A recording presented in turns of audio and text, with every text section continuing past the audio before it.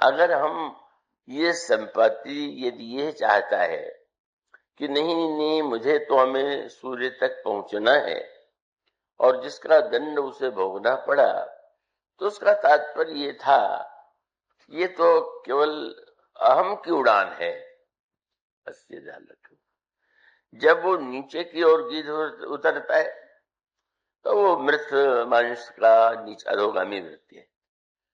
पर जब वो ऊपर भी जाना चाहता है तो ऊपर जाने का उद्देश्य क्या यहाँ प्रकाश उसको नहीं मिल रहा था? क्या उसको और प्रकाश चाहिए था? पर उसको ये लगा कि नहीं नहीं, अन्य लोगों के समान हम लोग ऐसा क्यों? और इसका अभिप्राय ये होता है कि कभी कभी दो वृत्तियां मिल जाती हैं और उस वृत्ति में कार्य तो दिखाई देता है कि अच्छा है, लेकिन उसके पीछे अहंकार की भावना होती। अब यही संकेत स्वयं संपाति की विशेषता ये है कि जब उसने आत्मकथा सुनाई तो वो कह सकता था कि जटायु कायर था और वो डर के मारे लौट आया, और मैं चूंकि एक दृढ़ निश्चयी था मैं नहीं लौटा। पर ये बात तो अधिकांश लोगों की प्रकृति में होती है, किंतु बहुत श्रेष्ठतम विश्लेषण जो बदल चुका है संपाति, उसने कहा तेजन सही सक सो फिरी आवा, लेकिन मैं क्यों नहीं लौटा? पर मैं अभिमानी होने के कारण मैं नहीं लौटा, क्योंकि मुझे लगा कि लौट जाऊंगा तो लोग क्या कहेंगे। एक बड़ी आशंका अभिमानी व्यक्ति को होती।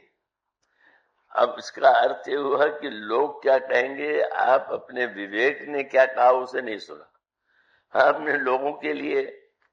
तो ये जो अभिमान है ये संपाति के जीवन का उसकी सबसे बड़ी कमी, और ये कमी अनेक व्यक्तियों में होती है। अनेक व्यक्ति बड़ी प्रखर बुद्धि वाले होते हुए भी, पुरुषार्थी होते हुए भी अभिमान से मुक्त नहीं हो पाते, और इसलिए संपत्ति में यदि पुरुषार्थ है और ऊपर उठने के प्रयत्न में वो समझने के बाद भी उसने स्पष्ट कर दिया है कि मैं कोई इसलिए नहीं लौट आया कि मैं बड़ा भारी महान व्यक्ति था, मैं अभिमान के कारण में नहीं लौटा। तो यह जो एक संपाति है ये अहम प्रधान और सक्षम है। जटायु जी और संपाति में क्या अंतर है? जटायु की वृत्ति में भक्ति की प्रधानता है और संपाति के चरित्र में ज्ञान की। ज्ञान और भक्ति दोनों ही परम कल्याणकारी, लेकिन ज्ञान के साथ का जो एक बहुत बड़ा संकट है, तो भक्ति में दूसरे प्रकार के संकट हैं, पर ज्ञान में सबसे बड़ा संकट है अभिमान का। मुझे विश्वास है कि आप पूरे एकाग्र हैं और प्रबुद्ध हैं, उसे समझ सकते हैं। ज्ञान में अभिमान का स्वाभाविक कारण क्या है कि ज्ञान साधना का केंद्र जो है वो अहम है।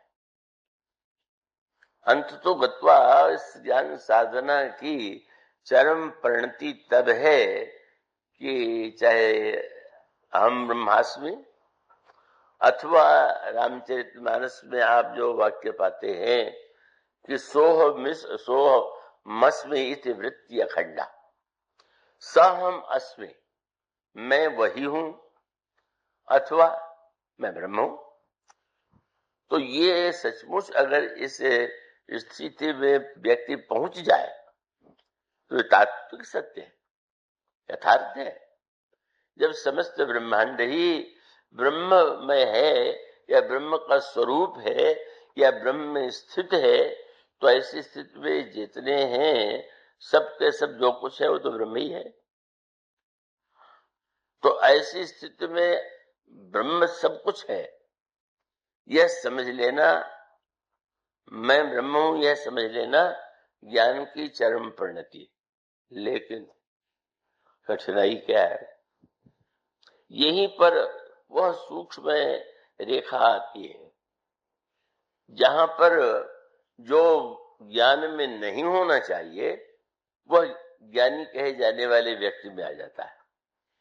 और वो क्या रेखा है, इसका वर्णन श्रीमद् भागवत में भी और रामचरितमानस में भी वेद जब भगवान की स्तुति करते हैं राज्याभिषेक की, तब उन्होंने ये कहा कि प्रभु जे ज्ञान मान विमत, जो व्यक्ति ज्ञान पा करके मान में मतवाला हो गया, तब तुझे ज्ञान मान विमत।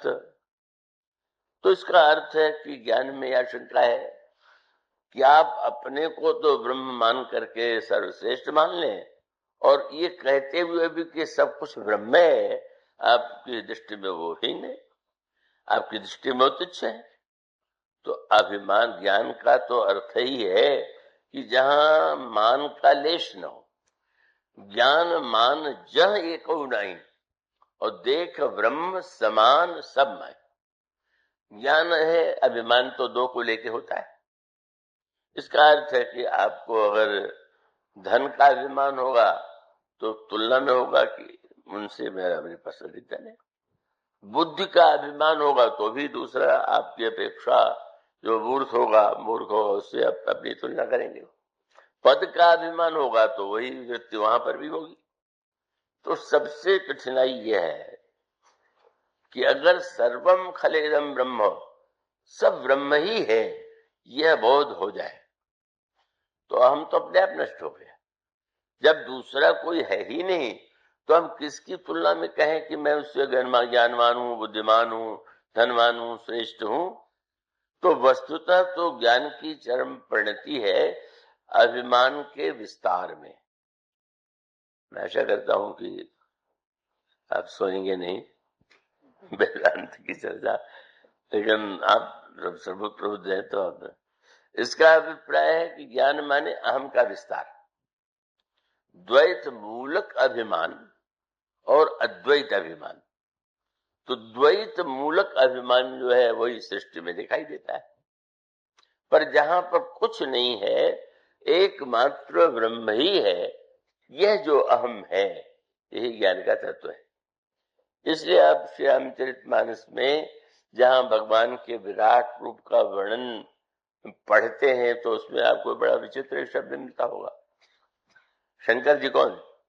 तो शंकर जी महाराज को तो अनगिनत रूपों में प्रस्तुत किया गया और वो क्या नहीं है, लेकिन उस दोहे में कहा गया अहंकार शिव।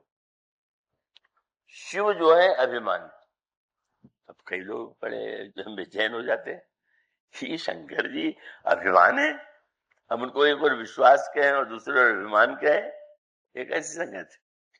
तो उसका अर्थ अगर मैं उसको अधिक विस्तार दूं तो शायद उसी दिशा में जाना पड़े। पर इसका अभिप्राय है कि जो व्यष्टि अभिमान है एक, और समष्टि अभिमान ही शिव अभिमान। शिवत्व जिसमें है, जिसमें द्वैत नहीं है, केवल स्वयं स्वयं में ही स्थित होने की, और जहां कुछ है ही नहीं कि यह वृत्ति ही सर्वश्रेष्ठ ज्ञान की स्थिति। तो ज्ञान साधना का तो केंद्र है अहम, और अहम का विस्तार यदि पूरी तरह से हो गया तो फिर क्या कहना है। सोहमस्मृति वृत्ति अखंडा दीप शिखा सुई परम प्रचंडा आत्म अनुभव सुख सुप्रकाशा तो भव मूल भेद ब्रह्मनाशा प्रबल अविद्या तम मिट जाई हारी सकल सलभ समुदाय। किंतु वही स्थिति यहां है। संपाति के सूर्य की ओर, सूर्य तक पहुंचने की चेष्टा क्या है? सूर्य ज्ञान है, प्रकाश है। प्रकाश में आप एक दूसरे को देख रहे हैं, पहचान रहे हैं, और ज्ञान का कार्य भी यही है कि उसमें हम अपने आप को पहचान लें, अपने स्वरूप को पहचान लें। तो सूर्य उस केंद्र की ओर व्यक्ति के अंतःकरण में प्रकाश की इच्छा हो, यह तो बहुत अच्छा है। लेकिन वहीं अभिमान जुड़ गया कि नहीं नहीं, मैं तो सूर्य के पास पहुंच करके, बहुत रामायण में प्रसंग आता है ना कि रावण तो बड़ा बड़ बोला था और निरंतर अपनी प्रशंसा करते रहना उसका स्वभाव था। तो अंगद से रावण ने कहा, तुम जानते हो मैं कौन? मैं वह रावण हूं कि लोग तो पुष्पों से और पत्तियों से शंकर जी का पूजन करते हैं, पर सिर सरोज निज कर्ण उतारी, पूजो हमें तो भारत त्रिपुरारी। अनेक बार मैंने सिर काट करके उसके द्वारा भगवान शंकर की पूजा किया। और तुम ये जानते हो कि वो मैं रावण हूं कि शोभित भय वो मराल एव शंभु सहित कैलाश, कैलाश पर्वत सहित मैंने शंकर जी को उठा लिया। तो ये बताना चाहता था कि कैलाश पर्वत को मुझे छोड़ के किसने उठाया, सिर काट के किसने पूजा किया। और उसको निराशा तब हुई जब अंगद ने कहा कि तुमने जो दोनों घटनाएं बताई उससे मैं समझ गया कि तुम्हारा व्यक्तित्व जो है दो को मिलकर बना हुआ। क्या? पतंगे और गधे दोनों को मिला तो तुम बने हुए। क्यों? बोले पतंगा जल जाता है, जलने की क्या आवश्यकता है? दीपक प्रकाश के लिए कि जलने के लिए? तो वही वृत्ति तुम में है। शंकर जी को सिर काट के चढ़ाना आवश्यक है क्या? क्या शंकर जी सिर काट के चढ़ाने पर प्रसन्न होते हैं? जब ये कहा जाता है कि वो तो केवल जल से पत्र से ही प्रसन्न हो जाते हैं, तो वस्तुतः तो इससे सिद्ध हो गया कि तुम केवल पतंगे के समान गया, भस्म हो गया। अब उसके पक्ष में कभी लोग कोई बहुत उसको प्रेमी सिद्ध कर दे, पर अंगद ने कहा, जैसा मूर्ख पतंगा वैसे मूर्ख तुम। रावण के क्रोध की सीमा नहीं। और कहा, तुम गधे इसलिए हो कि गधा मने, गधा बोझ उठाने की कला में तो बड़ा निपुण, दिन भर बोझ ढोता है, लेकिन अगर उस पर चंदन की लकड़ी लाद दी जाए या कूड़ा करकट लाद दिया जाए, उसके लिए क्या अंतर है?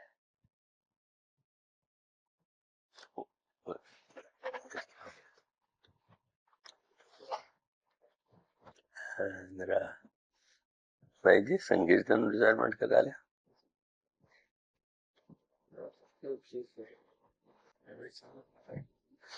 मैच नहीं चल रहा। ये हुआ कि जब हम किसी भी महान कार्य से अपने अहम को मिला देते हैं तो वो वस्तु अपने आप में अशुभ बन जाती है, कल्याणकारी बन जाती है। तुमने शंकर जी पार्वती जी को उठा लिया तो तुम्हारा बड़ा सौभाग्य होता है। न उठा करके भी अगर तुम अपने हृदय में, मस्तिष्क में श्रद्धा विश्वास का वो धारण कर लेते तो लगता है कि तुम सही अर्थों में सही कार्य करने वाले हो। लेकिन जब तुमने शंकर पार्वती जी दोनों को उठाने का दावा किया, पर तुम्हें तो कहीं पर भी न में श्रद्धा आई न विश्वास आया, तो गधे की तरह तुमने ढोया तो इन पाया क्या? बहुत बड़ी बात। केवल ये अंगद ने रावण के लिए नहीं कहा, हम में अधिकांश लोगों में ये वृत्तियां है। ये भूलने की चेष्टा नहीं करना चाहिए। ये आलोचना रावण की नहीं है। मानो ये चिंतन अगर हमारे जीवन में है तो उसके यही है। तो इसका तात्पर्य हुआ कि यह अभिमान की वृत्ति और वो सर्वत्र संकेत आता है, परिणाम भी वही हुआ कि सूर्य में जो दाहकता है उस दाहकता का कितना कठोर परिणाम हुआ। जटायु जी लौट आए और जटायु जी लौट आए तो देखने में लगा कि क्या है, संपाति गया तो संपाति के पंख जल गए, लगा वीर है। लेकिन याद रखिएगा, क्या जटायु जी कायर थे क्या? और तब आपको क्या उत्तर मिलेगा कि नहीं नहीं, संपाति का भी पंख नष्ट हुआ और जटायु का भी पंख नष्ट हुआ। दोनों के पंख कटे, एक का जला एक का कटा। ये सब भाषा है अध्यात्मिक। लेकिन कटा का अर्थ का गीधराज जटायु कैर नहीं है। अगर वो कैर होते तो जनक नंदिनी सीता के हरण के अवसर पर उनके पुकार को सुन करके सारे देवता मौन भाव से उस अन्याय को देख रहे हैं। पर देखते हुए भी अगर किसी ने रावण को चुनौती देने का स्वागत साहस किया तो गिरिराज जी। तो इसका अर्थ है कि वो भी कहीं से कायर नहीं थे, वीर थे। पर उनकी वीरता का तात्पर्य है किसी वस्तु का सदुपयोग करना चाहिए। पंख है तो आज अगर उसके द्वारा कोई उपयोग हो सकता है तो उन्होंने कितना बड़ा साहस किया, कितने बड़े वीर हैं। उन्होंने सीते पुत्र कर सजन त्रासा, कई हो जातु धान कर नासा। पुत्री सीता तुम चिंता मत करो, मैं इस निशाचर का नाश कर दूंगा। और रावण ने तो दूर से गीधराज का स्वर सुना तो आश्चर्य हुआ, मुझे ही चुनौती देने वाला कौन है। गीधराज जी जैसे गीधों को आप देखते हैं उतने बड़े नहीं है, बड़े विशाल रूप में। तो बड़ा विशाल रूप देख करके लगा कि ये मैनाक पर्वत बोल रहा है क्या, ये खगपति हुई गरुड़ ने जो चुनौती दे रहा है क्या। लेकिन उसका अभिमान यही कहता है। लेकिन वो दोनों नहीं हो सकते, क्योंकि मम बल जान सहित प्रति सोई। ये दोनों ने, इनके स्वामियों ने भी मेरे बल को जाना है। तब लेकिन जब देखा कि गीधराज जी पास आ गए तो आश्चर्य, ये बूढ़ा की थे।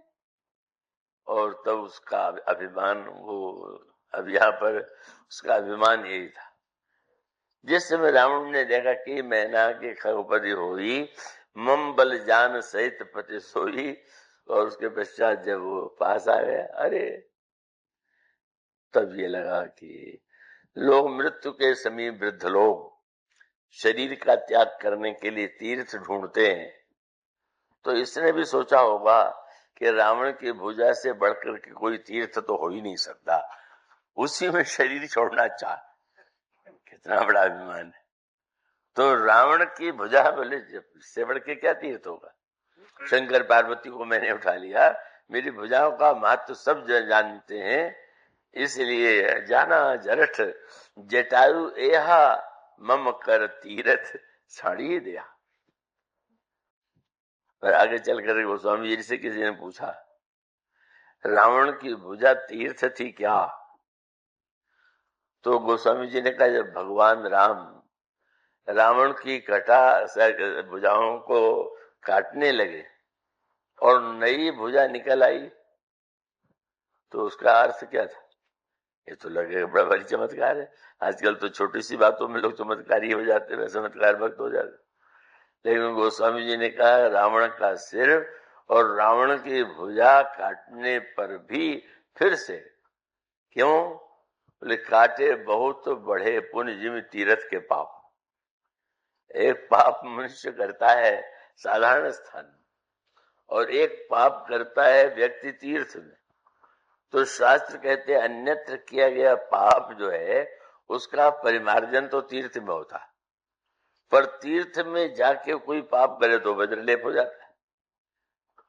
व्यंग ये था कि रावण ने भुजा के द्वारा शंकर जी की पूजा किया, आराधना का स्वांग किया, और वहां पर भी हर क्षण उसके कार्य में अभिमान की प्राप्त है। गोस्वामी जी ने व्यंग करते हुए कहा कि रावण ने तो शंकर जी से कहा कि महाराज मैं आपकी पूजा तो करना चाहता हूं, पर मैं कितना व्यस्त हूं आप तो जानते हैं, मैं तो सारे ब्रह्मांड का शासन चलाना है, और ये भी आपको पता है कि आपके पास कोई काम काज नहीं। शंकर जी तो कुछ काम काज करते नहीं। तो ऐसा कीजिए ना कि मैं अगर आपकी पूजा करने के लिए कैलाश में आऊं तो समय की बर्बादी, तो आप आ जाया करिए, पूजा में कर दिया करूंगा। ये और शंकर जी कितने अनोखे देवता है, बड़े विनोदी है।